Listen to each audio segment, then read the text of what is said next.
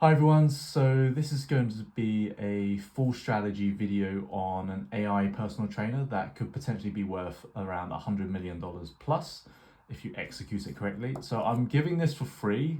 Personally, I would do this idea, but this idea requires a lot of determination, very good execution, a lot of energy, and a very high skill set for. I personally don't have the energy for this or the skill set required to execute this idea correctly, so I'm just giving this out the idea for free. And so this is exactly how I would execute and plan this idea, everything from the business side to the engineering side from a high level point of view. So hopefully you find this useful, and maybe one of you finds this useful and tries to execute the strategy or business idea and make a lot of money from it. So yeah, let's get straight to it. So basically, firstly, what is the idea, first of all? So I'm just going to write this down. So basically, my idea is if you're in a gym or you're running, you have maybe your phone, and you have your Apple Watch that you're wearing, and yeah, obviously you got your earphones, etc. as well. So the idea is that the phone would be constantly monitoring, or the AI would be constantly monitoring you. So if this is in the gym, it could be monitoring how you do calisthenic exercises, or it could be essentially, yeah, just looking at your form when you're lifting weights. And whilst it's looking at you whilst you're lifting these heavy weights, or you're doing calisthenic exercise, it would correct your form, or it could motivate you to do certain more reps or more sets. So there'd be constant feedback from the AI to tell you exactly like what to do and how to do it. Or if you're feeling tired or you need a bit of motivation, then the AI would speak to you essentially. Another case would be when you're running as well. So this is something that's I would personally like. So I like going on random runs most of the time, and yeah, it's difficult to arrange a running partner if you go on random runs all the time. So the fact that you can have an AI again connected to your Apple Watch and your headphones, so the phone would be able to monitor obviously your location and your heart rate and your distance through the Apple Watch. So the AI could give you constant feedback on exactly how you're doing in a run, your heartbeat, your heart rate. So say if your heart rate was like 120, and then the AI would say let's raise it to 130, for example. Or it could be telling you to slow down a bit to conserve your energy for the rest of the run.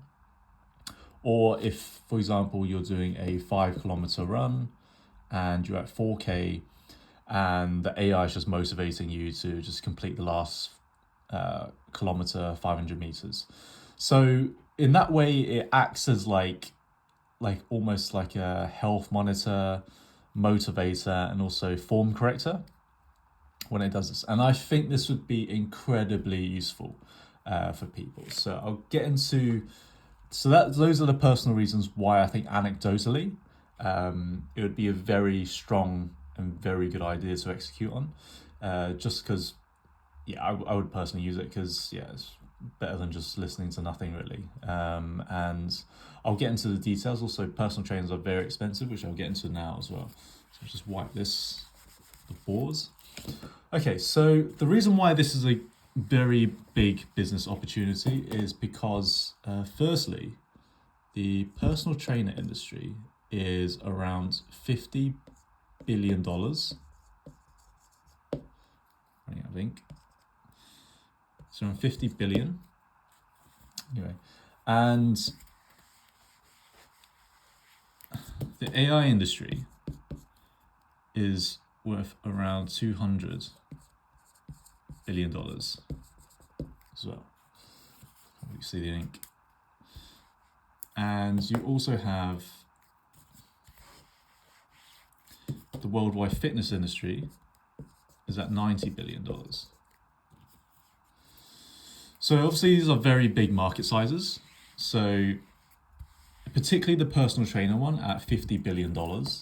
And it's kind of something that I think AI could help reduce the cost down. Like, you won't get the same experience with an actual human personal trainer, but human personal trainers are expensive. Like, they're like, well, in the UK, they're like around 50 to $100 a pop each session.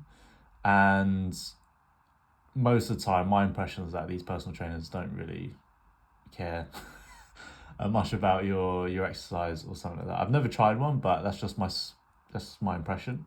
They don't really care. They just kind of want to get the money, really. So yeah, they're very expensive, and I think that just cuts out a lot of people in the market that just want some sort of personalized training for people. Okay, all right. So I'll switch to pen and paper now because basically, yeah, this ran out of ink. Okay, so like you have, it's it's an incredibly hard idea to execute. So most certainly you need like 2 or 3 like founders for this. And so I would recommend for this at least one technical founder, ideally 2, because it's such a difficult idea to execute. One that's all founders should ideally be like fitness enthusiasts or exercise enthusiasts. Like, you really need a really good understanding of what it takes to be a good personal trainer, or very tailored recommendations for someone that's doing exercise, whether that be running, lifting weights, calisthenics, etc. You need like a team that knows what it's like to exercise. Like, I wouldn't recommend unhealthy founders for this. It just wouldn't work, really. So yeah, so 2 or 3 founders for this. And so essentially I would start off like not building initially. So I would definitely start off with like, firstly, you need to build up the customer list. So in this case, it would be the email list. So that would be number 1, email list. So first of all, the founders would be the first customers. So you can iterate on a product very easily. But I would literally just go in the gym. Like, you probably avid gym goers yourself. So look for the gym customers, running club. And we're also not looking for like a big commitment here. So we literally just need to get their emails onto an email list for like a beta product sign up. They can use the product for free as a trial run. So gym, running club, maybe CrossFit. You want people that are like fitness enthusiasts, so maybe CrossFit's a good one. Even like MMA gyms, fight clubs, jiu-jitsu, etc. So you want people that are kind of enthusiastic about fitness. They almost go every day. I go almost every day, so yeah, I'd be a great beta tester for this. So email list is very important. Gym, running club, CrossFit, MMA, fight club. So these are things that you do in person, that you talk to in person for this, in person, and get their thoughts on this. And also, you're not asking for much. You're not asking for any money. You're just asking for their email list. That's all you're asking. So maybe by doing this, you can get maybe like 20 to 30 people by this. Maybe in the first week or first day even, 20, 30 people. Maybe ideally 100 people for this. So maybe you go to different gyms, running clubs, etc., and try to get their details. So another way you can expand on the email list is obviously through online marketing. So this could be through online marketing. So this could be through Facebook ads, organic reach. So this could be, let's first do advertising first. So this has got the Facebook ads, we've got the Google ads. So we've got some sort of SEOs, etc. Basically advertising for this. And so you could experiment different type of messaging, different ads, but at the end of the day, the messaging should be clear that this is a personal trainer that's using AI to provide recommendations on how to run, not only recommendations, but also motivations as well, for exercise as well. So Facebook ads, Google ads, and then we have our organic reach. So this is going to be through ideally Instagram and TikTok and maybe YouTube Shorts. Yeah, so this is really important, these few, because organic reach is essentially you creating an audience. So you're creating your customers and you're kind of storing them in a database, sort of in a similar way to email lists. So Instagram's very important for kind of getting those subscribers, getting those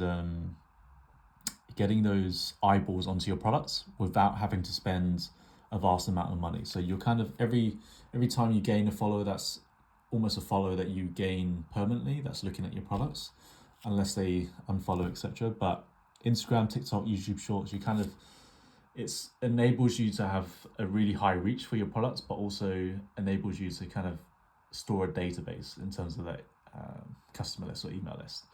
So yeah, so I would definitely do bulk of my work on this. So all 2 or 3 founders should focus on this, not building any product to begin with. So building up that email list, building up that interest list for people to execute, for people to just look at the product essentially. And once you do this, I would personally aim for around 1,000 in the email list, ideally. So if you have 100, that's also okay, but I would, just to be sure we have enough users or testers for this product before we build it, I'd aim for 1,000. So over a period of maybe 3 to 6 months, I would aim for 1,000 in the email list. And this is really important, so you can validate at least there's some interest and you have a database of potential customers to outreach to test this product. So this is super important. Obviously you won't be able to do that in a week. Maybe you can, but over a period of 3 to 6 months, I think that's definitely doable. Yeah, and I think people should be interested in this because it kind of reduces the cost of personal trainer. It's called something kind of new and interesting to experience in the gym. I think a lot of people go to the gym by themselves, especially if they're a bit older, and maybe they just need a companion in the gym to just motivate them. So I think, why not? Why not really? And it's also a lot cheaper. You don't want to be spending like $50 to $100 like for a personal trainer. So yeah, so that's that. And okay, once we have our email list, like what exactly do we do? So essentially I would first build out a product, a very basic version of the product. So I would actually not make this AI, but give this out for free to the beta users. So I would first build out a simple mobile app. Maybe this is no code in Flutterflow maybe, which is a no-code platform. And I would probably start off with a niche. So it might be something like running. And I would personally first build out a product for the founders themselves. So that's why being a fitness fanatic as a founder is really important. So you can test the product and iterate it yourself before giving out to your email list, essentially. So I would focus on a niche such as running, and I would do no AI for this. No AI. And obviously, so it has to be rules-based. So in terms of the technology itself, the technology is kind of not as important as finding the right product and the right product market fit. So it's really important that you just build like a mishmash of these tools and rules-based solutions such that you can kind of convince yourself and the user that you're getting sort of personalized recommendations for this. So the reason why I started with running, because it's a bit more niche that you can drill down into, and also it's a bit more tangible in terms of the product that you're building. So you can define this such as that you're running a certain distance for a certain length of time, and you want the AI or the product to recommend you certain things at certain distances, and you can provide rules into that. So say, for example, at 25%, 50%, and 75%. So you want the product to essentially go, hey buddy, you're at 25%, you're doing great, your heart rate doing great, your heart rate is 125, and then you essentially want to repeat these. So this could be a very basic V1. Obviously it's not very sophisticated. It's almost I've not used the Nike Running Club app, so I know obviously that exists, so probably it works something similar to that. I don't believe that's AI, so yeah, that Nike Running Club could be very similar in terms of its rules-based solution. So yeah, so you'd have that as a V1, and maybe V2 could be something like you have a certain goal in terms of time, heart rate, and calories. So in addition to having the percentages during the run, so say if you had a target for 5K, could give those percentages in terms of distance, but also the time that you're aiming for. Say if you want to complete a 5K in 25 minutes or 20 minutes, the rules-based solution could measure your speeds, and it could measure your predicted time and distance and just motivate you and tell you whether you're on track or off track for that time, for that distance as well.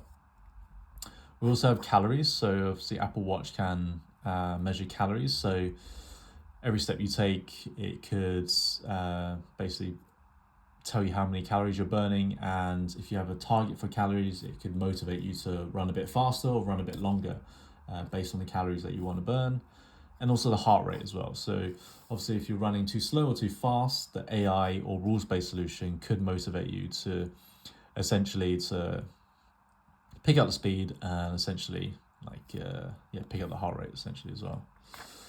So these version 1 and version 2, I would personally do internal testing for that initially. So you and your founders should essentially just test this product over and over again until you're happy that it at least provides a quantum of value, as Paul Graham says, some quantum of value.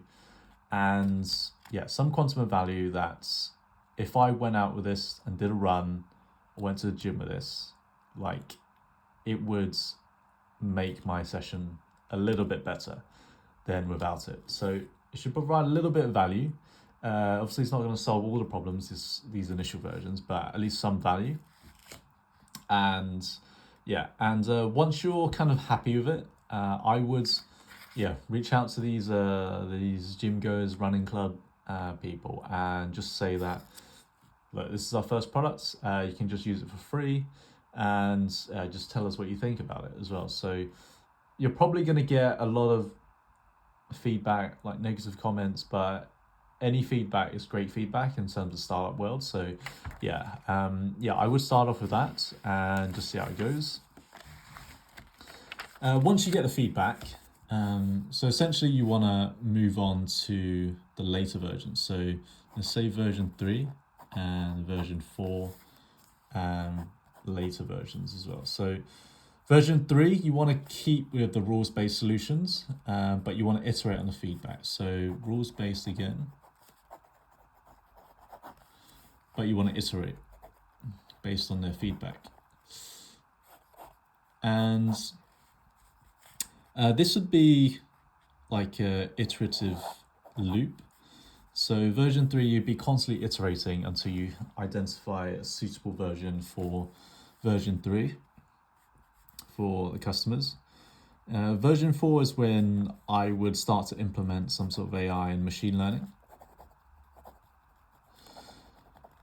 So machine learning would be like iterating on how you can evaluate certain metrics and provide recommendations on that. So for example, it could be the speed that you're going at, the heart rate or calories. collecting data points and suggesting certain recommendations for the runners to go at.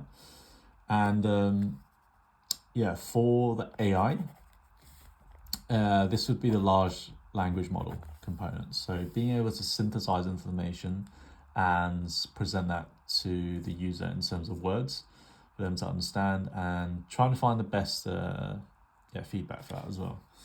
So yeah, this is when I'll start to implement large language models, machine learning into it. Before, the feedback might be through just through text to speech, really. So essentially using these rules basis, say consistent words, and that would be using text to speech model to feed that back to the user. So for the later versions obviously this would be when we would use AI in terms of visual components and audio components as well.